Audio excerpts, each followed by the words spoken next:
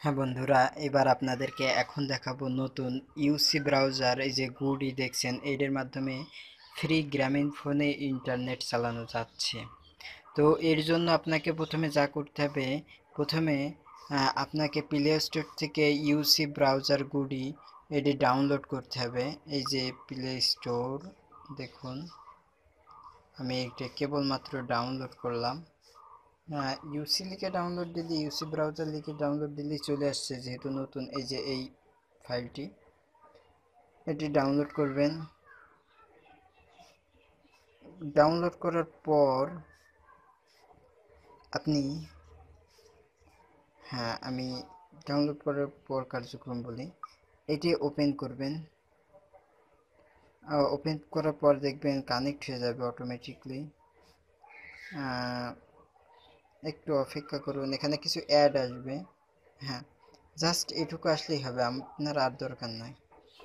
যে এটা ওপেন করেছেন, শেষ, আপনার কাজ শেষ। এখন আপনারা ইউসি মিনি দিয়ে সহজেই নেট চালাতে হবে। একটু অপেক্ষা করুন।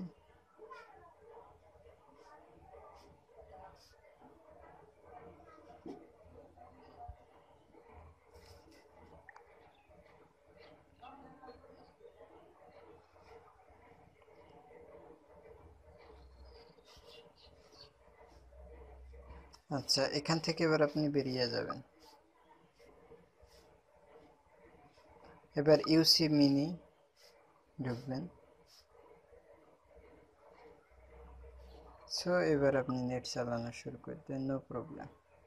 কিন্তু অবশ্যই অবশ্যই একটা কথা মনে রাখবেন, আপনি এমবি রাখবেন না। এমবি রাখলে কোনো, দেখতে পাচ্ছেন, অবশ্য যদিও প্রথমে একটু সমস্যা হতে পারে, যেহেতু সম্পূর্ণ ফ্রি, এখানে আর কিছুই করা লাগছে না। আহ, তো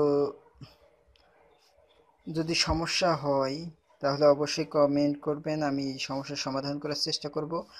কারণ আপাতত দেখতেছি যে এই গুডি ইনস্টল করার পর সম্পূর্ণই ফ্রি চালানো যাচ্ছে। আপনার যদি ইউসি মিনিতে না চলে তাহলে অবশ্যই চেষ্টা করবেন ইউসি ব্রাউজার দিয়ে চালানোর জন্য।